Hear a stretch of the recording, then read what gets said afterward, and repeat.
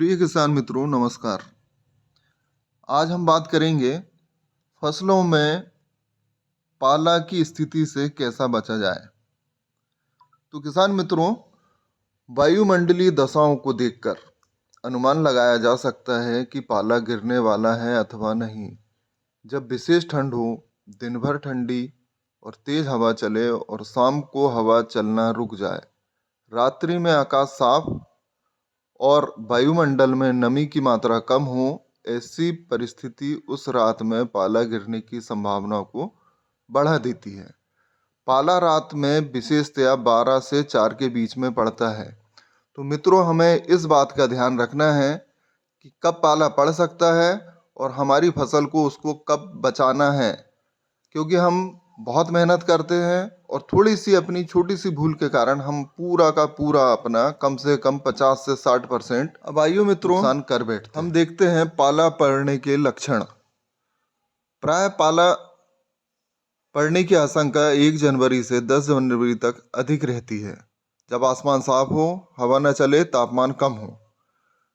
इसके लक्षण रहते हैं मित्रों, काला पाला, सफेद पाला। काले पाले में यह उस अवस्था को कहते हैं जब जमीन के पास हवा का तापमान बिना पानी के जमे 0 डिग्री सेल्सियस से कम हो जाता है। वायुमंडल में नमी इतनी कम हो जाती है कि ओस का बनना रुक जाता है, जो पानी को जमने से रोकता है। अब बात करते हैं मित्रों, सफ़ेद पाला कैसा रहता है। इसमें वायुमंडल में तापमान 0 डिग्री सेल्सियस से कम हो जाता है।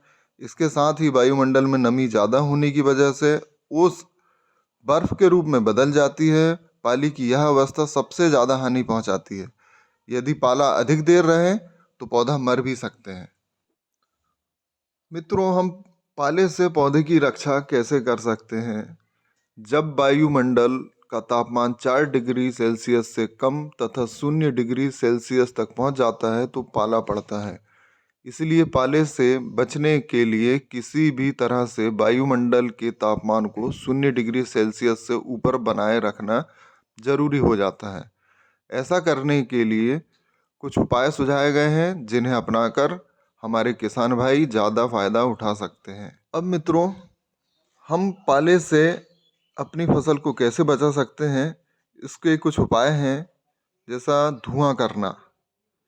पाला पड़ने का पूर्व अनुमान होने पर खेत की उत्तरी दिशा, ध्यान रखें मित्रों, खेत की उत्तरी दिशा में अर्धरात्रि में सूखी घास फूस, सूखी टहनियाँ, पुआल, कंडे आदि को आग लगाकर धुआं कर फसलों को पाले से बचाया जा सकता है।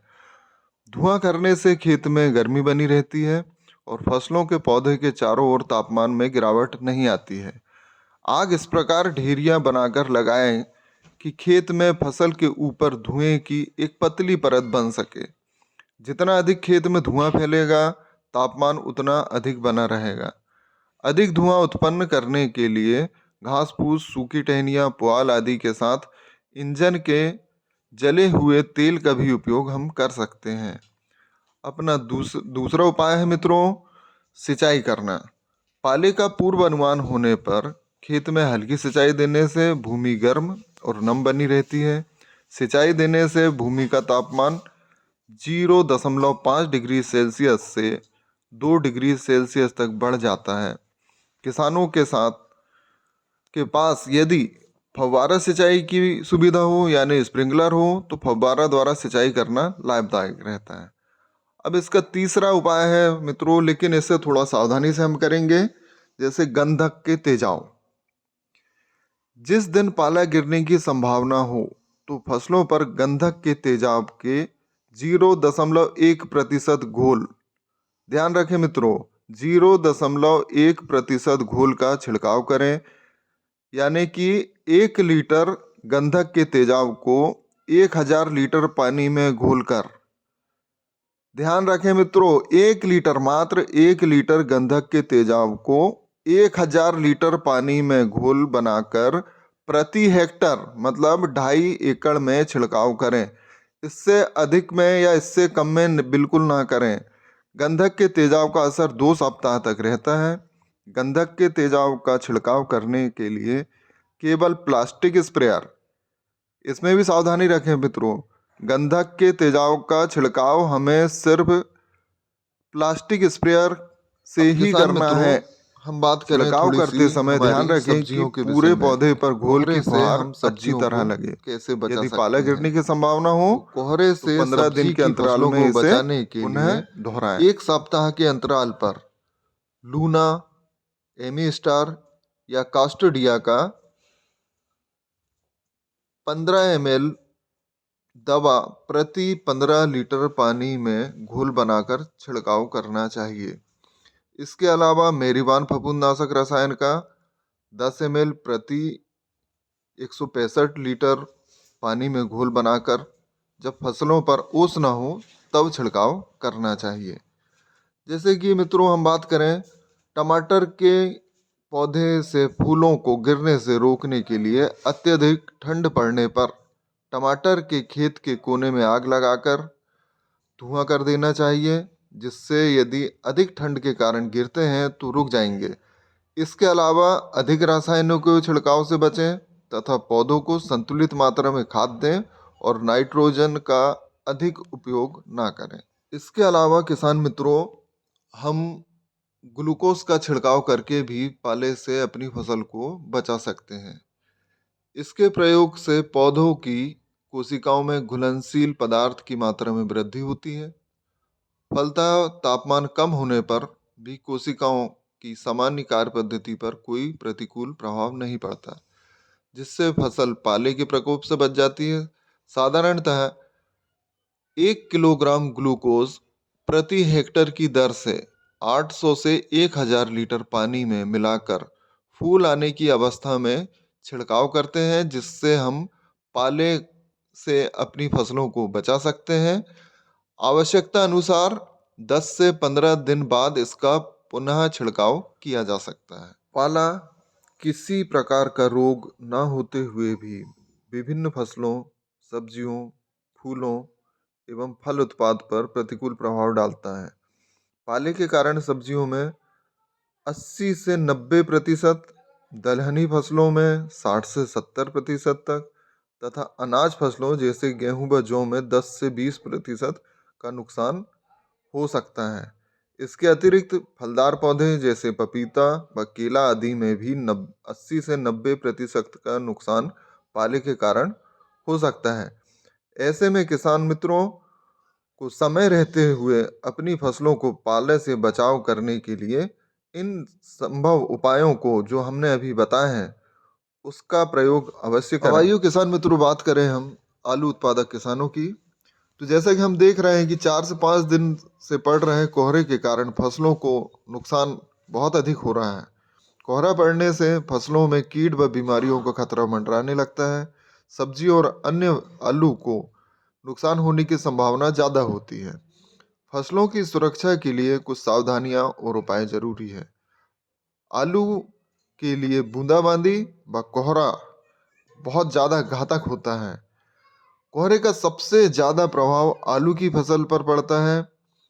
अगर कई दिन तक कोहरे की वजह से सूरज की किरणें ना दिखाई दे तो आलू की फसल में झुलसा रोग लग जाता है, जिससे आलू की फसल 1 हफ्ते में ही पूरी तरह खत्म हो जाती है। गेहूं की फसल में गुरेऊ रोग बीमारी लग जाती है, जिससे फसल की पत्तियां पीली पड़ जाती है और धीरे धीरे फसल बर्बाद होने लगती है।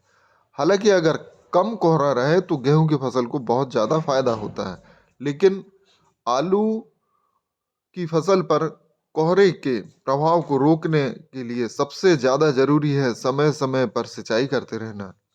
मटर और लाही की बात करें तो इन फसलों में भी कोहरा बहुत अधिक नुकसान देता है। लाही का फूल झड़ जाता है, जिससे पैदावार घट जाती है। लाही की फसल के लिए जरूरी है कि किसान ठीक समय पर इसकी बुआई करे ताकि कोहरा आने से पहले ही लाही पर फूल आ जाए। समय निकलने के बाद जो फसल बोई जाती है उसमें कोहरा पड़ने के समय फूल आता है, जो लाही को बहुत अधिक नुकसान देता है। हालांकि पिछले साल कोहरा कम पड़ा था। इस साल नवंबर की शुरुआत से कोहरा आना शुरू हो गया। ऐसे में किसानों को फसलों की चिंता भी होने लगी है। फसलों पर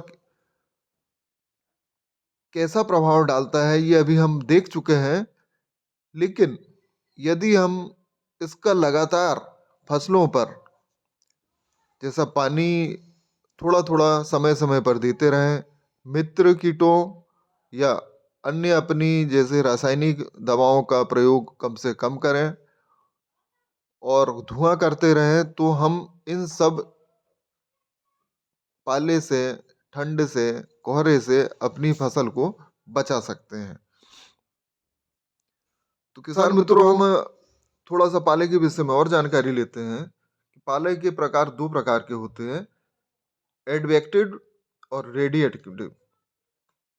एडवेक्टिव पाला, यह पाला जब ठंडी हवाएं चलने लगती है तब इस प्रकार के पाले पड़ने की संभावना अधिक हो जाती है। ऐसी हवाओं की परत 1-1.5 किलोमीटर तक हो सकती है।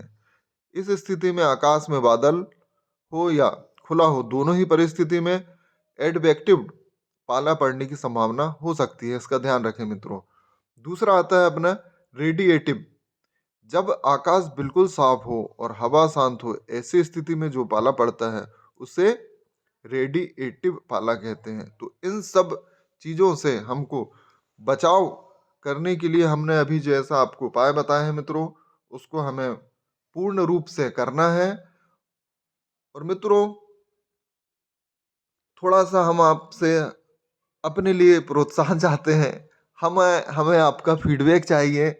यदि आपको हमारी जानकारी अच्छी लगी हो तो प्लीज़ हमारे चैनल को सब्सक्राइब करें, बेल आइकन दबाएं और अपनी फसलों की सुरक्षा बहुत अच्छे तरीके से जो हमने बताए हैं, यदि आपने उनका प्रयोग कर लिया तो ये पाला पड़ने की संभावना, आपकी फसल की नुकसान होने की संभावना को बहुत कम से कम कर सकता है।